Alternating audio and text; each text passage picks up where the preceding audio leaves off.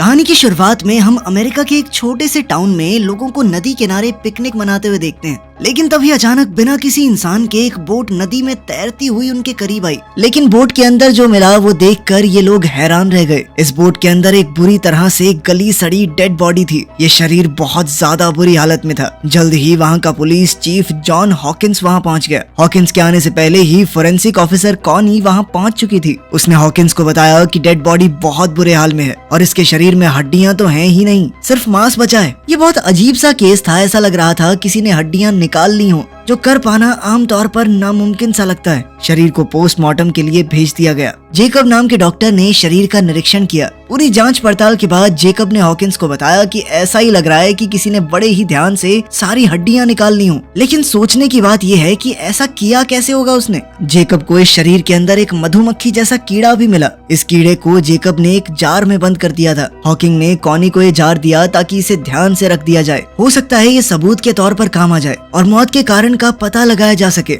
जल्द ही कॉनी को इस आदमी का नाम पता चला। इस आदमी का नाम था डॉक्टर कोल पार्सन्स। वो एक साइंटिस्ट है जो लगभग 1 साल पहले यहाँ रहने आया था। उन्हें इस आदमी का वॉलेट और कुछ सामान बोट पर ही मिला। वो पहले यूनिवर्सिटी में एक प्रोफेसर हुआ करता था, लेकिन फिर उसने सब कुछ छोड़ दिया और अकेले जाकर नदी के किनारे रहने लगा, जंगल के बीचों बीच। हॉकिंस को इस केस की अच्छे से जांच करने के लिए उस आदमी के घर जाना होगा। इसके बाद हम मैग नाम की एक लड़की को देखते हैं, जो कि हॉकिंस की एक्स गर्लफ्रेंड है। मैग पुलिस के लिए जंगल की गाइड के तौर पर काम करती थी। हॉकिंस ने मैग से मिलकर इस केस के बारे में पूरी जानकारी दी। मैग उस साइंटिस्ट को जानती थी। लगभग 1 साल पहले मैग ने उस साइंटिस्ट की कुछ सामान लाने में मदद भी की थी। वो जानती थी कि ये साइंटिस्ट किसी एक्सपेरिमेंट पर काम कर रहा है, लेकिन इस एक्सपेरिमेंट के बारे में ज्यादा कुछ नहीं पता उसे। हॉकिंस ने मैग को अपने साथ चलने के लिए कहा ताकि इस केस की अच्छे से छानबीन हो सके, और मैग इसके लिए तुरंत मान भी गई।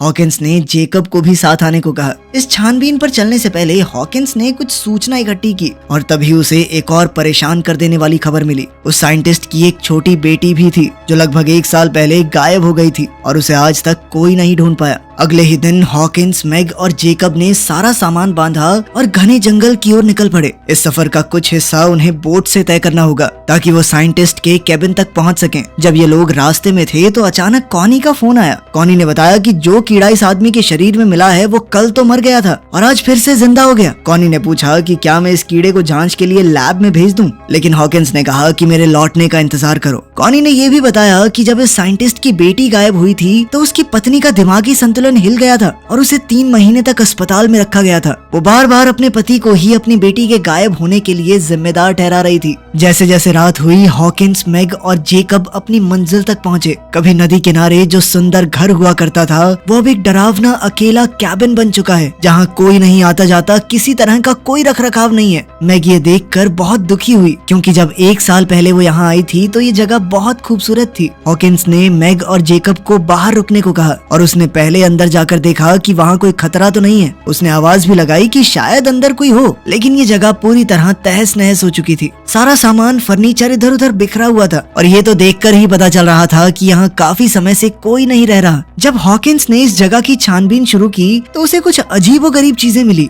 जैसे अजीब तरह से हिलती हुई छत, जिसे देखकर ऐसा लग रहा था मानो वो जिंदा हो। जल्द ही हॉकिंस को एक कमरा मिला जिसका दरवाजा बहुत अच्छी तरह से बंद किया गया था। उसने अभी के लिए ये दरवाजा नहीं खोला और बाहर मैग और जेकब को बुलाने गया।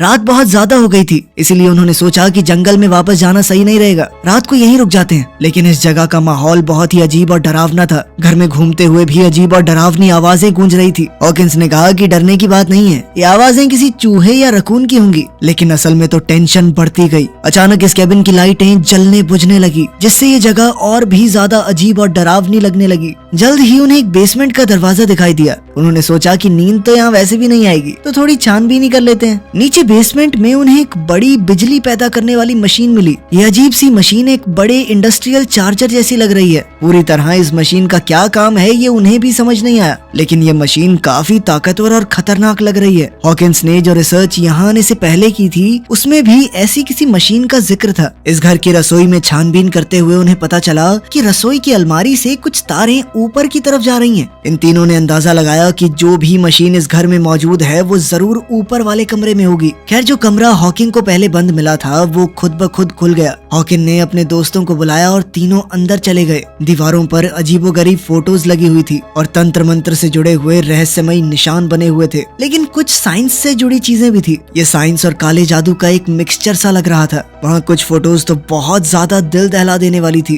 वो लोग छानबीन कर ही रहे थे कि अचानक एक मकड़ी ने जेकब के मुंह पर काट लिया। डरा और घबराया हुआ जेकब अपने कमरे के बाहर भागा। हॉकिंस ने कॉनी को फोन किया और कहा कि पता लगाओ ये अजीबोगरीब घर किसने बनाया है, लेकिन छत से आ रही इलेक्ट्रोमैग्नेटिक रेडिएशन की वजह से उसके फोन का सिग्नल टूट गया। वहीं जेकब और हॉकिन के बीच में भी मैग को लेकर कुछ टेंशन थी। दरअसल हॉकिन से पहले मैग जेकब की गर्लफ्रेंड थी और वो आज भी कहीं ना कहीं उससे प्यार करता था। इस वजह से उन तीनों के बीच में माहौल थोड़ा अजीब हो गया। जैसे ही वो लोग सोने की तैयारी करने लगे, हॉकिन का कहना था कि उन तीनों को एक ही कमरे में रुकना चाहिए ताकि अगर कोई भी खतरा आए तो वो लोग मिलकर उसका सामना कर सकते हैं। लेकिन मैग ने कहा कि देखो मुझे अपना खुद का कमरा चाहिए, मैं नहीं एडजस्ट कर सकती तुम लोगों के साथ।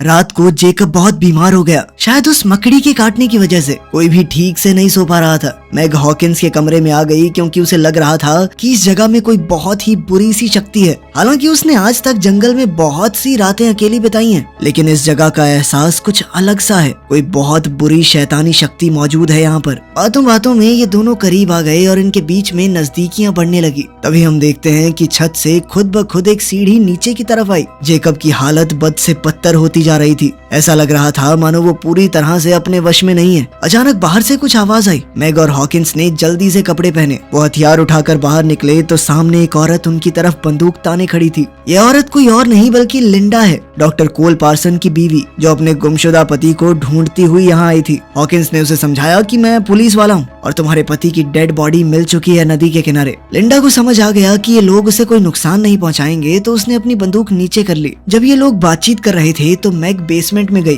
ताकि कैबिन की बिजली को वापस लाने का कोई तरीका ढूंढा जाए। तभी हमने वहाँ बच्ची की एक डरावनी परछाई देखी जो मैग का पीछा कर रही है। मैग को वहाँ एक गुड़िया मिली जिसे उसने अपने साथ रख लिया। तभी हॉकिंस ने देखा कि जेकब वहाँ नहीं है और वो उसे ढूंढने बाहर चला गया। बाहर जाकर उन्होंने देखा कि ऊपर वाले कमरे में कुछ अजीब सी आवाजें आ रही हैं। हॉकिंस, मैग और लिंडा छत की तरफ बढ़ने लगे तो देखा कि जेकब इस अजीबोगरीब मशीन में फंसा हुआ है। उन्होंने जेकब को खींचकर बाहर निकाला, लेकिन ऐसा लग रहा था मानो जेकब अब जेकब रहा ही नहीं। वो पूरी तरह से खोया खोया लग रहा था। इसी घटना के दौरान लिंडा को अपनी खोई हुई बेटी की आवाज सुनाई दी, जो ऊपर वाले कमरे से अपनी माँ को आवाज लगा रही है। जेकब को मशीन से निकालने के बाद हॉकिन और बाकी लोगों ने जेकब से सवाल पूछे कि ये मशीन आखिर शुरू कैसे हुई है और वो ऊपर वाले कमरे में क्या करने गया था। जेकब बेचारा घबराया और कमजोर सा लग रहा था। वो बार बार यही बात दोहरा रहा था कि मुझे नहीं पता ये सब कैसे हुआ।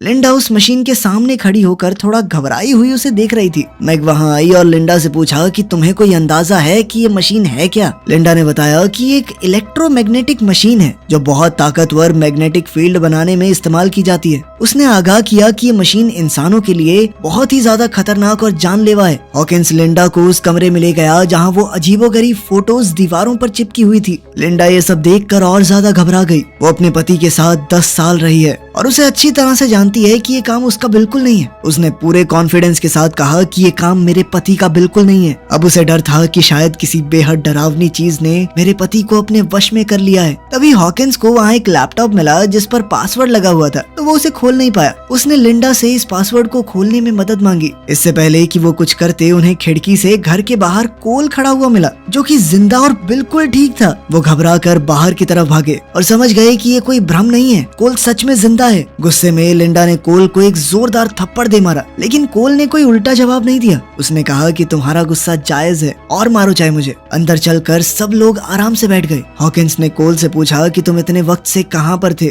और यहाँ क्या हुआ, ये घर ऐसी हालत में क्यों है। उसने नदी के पास बोट में मिली डेड बॉडी के बारे में भी कोल को बताया। कोल इन सब बातों को हंसकर टाल रहा था। उसने मशीन के बारे में किसी भी सवाल का सीधा जवाब नहीं दिया। पुलिस स्टेशन में कॉनी लगातार हॉकिंस से संपर्क करने की कोशिश कर रही थी। जो मक्खी उस लाश के शरीर में मिली थी वो जिंदा तो हो ही गई थी, लेकिन अब वो 2 मक्खियों में बदल चुकी है। इसकी वजह कोल की वो मशीन हो सकती है। वहीं हम देखते हैं कि जेकब की हालत अब बद से बदतर होती जा रही थी। उसके शरीर में डरावने बदलाव शुरू हो गए थे। नाखूनों के ऊपर नए नाखून उगने लगे, जल्द ही नए दांत भी, और हड्डियों के ऊपर हड्डियां उगने लगी। वो बहुत तेजी से बदल रहा था। ये सब कुछ शायद उस मशीन की रेडिएशन की वजह से हुआ है। हॉकिन ने कोल से काफी काफी सवाल जवाब किए, लेकिन कोल ने कोई भी सही जवाब नहीं दिया। यहाँ तक कि जब लिंडा ने उससे पूछा कि तुम कहाँ गए थे, तब भी उसने कोई खास ढंग का जवाब नहीं दिया। और उधर जेकब कोल की बातें इस तरह मान रहा था मानो वो उसका कोई नौकर हो। जब लिंडा जेकब की हालत देखने गई तो उसका शरीर इस तरह से बदला हुआ देखकर वो बहुत ज्यादा डर गई। वो तुरंत हॉकिंस और मैग को बताने गई।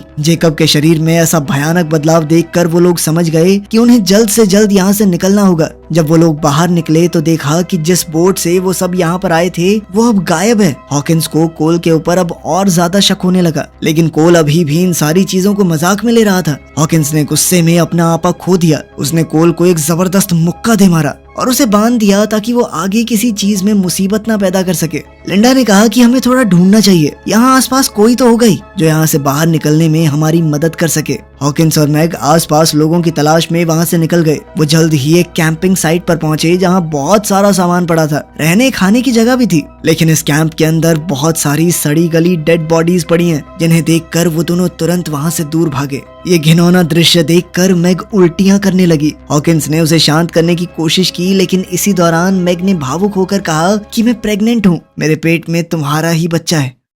इस वक्त कैबिन में लिंडा कोल के साथ अकेली थी। लिंडा ने जब सच की कड़ियों को जोड़ना शुरू किया तब उसे समझ आया कि कोल ने बहुत सी सच्चाई सबसे छुपा कर रखी है। उसने कोल के लैपटॉप के पासवर्ड में टिंकर बेल डाल दिया, जिससे लैपटॉप तुरंत खुल गया। दरअसल कोल उसे पहले इसी नाम से पुकारा करता था। थोड़ी छानबीन के बाद उसे लैपटॉप में कुछ डरावनी वीडियोस मिली, जिसमें कोल ने कई लोगों पर एक्सपेरिमेंट किया। हर आदमी जो उस मशीन से गुजरा वो अपने अंदर एक बुरी शक्ति के साथ बाहर आया, जैसे कि कोई बुरी ताकत उनके ऊपर कब्जा कर लेती हो। लिंडा को ये भी पता चला कि कोल खुद भी इस मशीन से गुजर चुका है और नदी के किनारे जो लाश मिली थी वो सच में कोल की ही है। और अब जो कोल उनके सामने है वो उसका पति नहीं, एक वैश्य दरिंदा है जिसे इस मशीन ने बनाया है। इन वीडियोस में उसने ये भी देखा कि कोल ने अपनी खुद की बेटी को भी इस भद्दे एक्सपेरिमेंट में बलि चढ़ा दिया। इसी बीच कोल ने लिंडा को उस कमरे में बंद कर दिया ताकि वो उसके काम में अड़चन न डाल पाए। जब हॉकिंस और मैग वापस लौटे उन्होंने देखा कि कोल वहाँ से गायब है। हॉकिंस ने मैग को बाहर ही इंतजार करने को कहा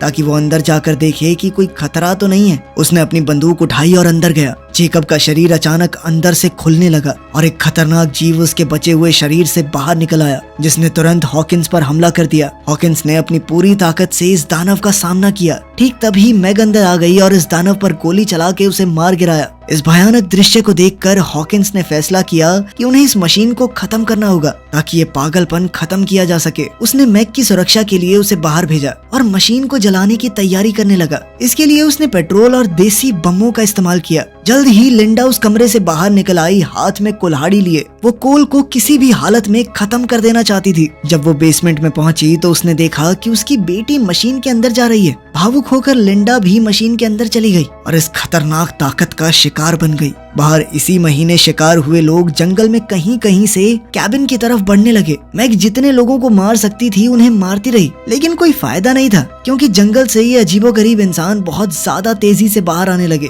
उधर बेसमेंट में हॉकिंस को पेट्रोल मिला और वो उसे उठाकर ऊपर वाले कमरे में जाने लगा। अब लिंडा का शरीर भी काफी हद तक बदल चुका था, जिस वजह से मैग को मजबूरी में उसे भी गोली चलाकर खत्म करना पड़ा। ऊपर वाले कमरे में हॉकिंस और कोल के बीच हाथापाई शुरू हो गई। कोल ने हॉकिंस की 2 उंगलियां मुंह से काटकर अलग कर दी। हॉकिंस ने एक लोहे की रॉड से कोल का सर कुचल दिया। मौका मिलते ही हॉकिंस ने मशीन को आग लगा दी। आग बहुत जल्दी फैलने लगी थी, इसलिए हॉकिंस ने चिल्लाकर मैग को बाहर जाने के लिए कहा। मैग तो बाहर चली गई, लेकिन कोल दोबारा उठ गया और उसने हॉकिंस को पकड़ लिया ताकि वो बचकर न जा पाए। एक बड़े धमाके से पूरा घर उड़ गया और सब कुछ तबाह हो गया, लेकिन हॉकिंस ने उसे रोकने के चक्कर में अपनी जान कुर्बान कर दी। अब मैग अकेली रह गई थी और हर तरफ से अपने ऊपर हमला होता देखकर वो सुन्न पड़ गई। 8 महीने बाद हम देखते हैं कि मैग अपने घर पर एकदम सही सलामत है। कॉनी उसके पास आई ताकि हॉकिंस का कुछ सामान उसे दे सके। जैसे ही कॉनी सामान देकर गई उसने ये सारा सामान जला दिया। इसके बाद हमने देखा कि मैग का सड़ा गला शरीर पेड़ के नीचे पड़ा था, जिससे पता चलता है कि असली मैग तो मर चुकी है। ये मशीन का बनाया हुआ एक बहरूपिया है और ये पक्की बात है कि उसके पेट में जो बच्चा है वो भी आम तो नहीं होगा।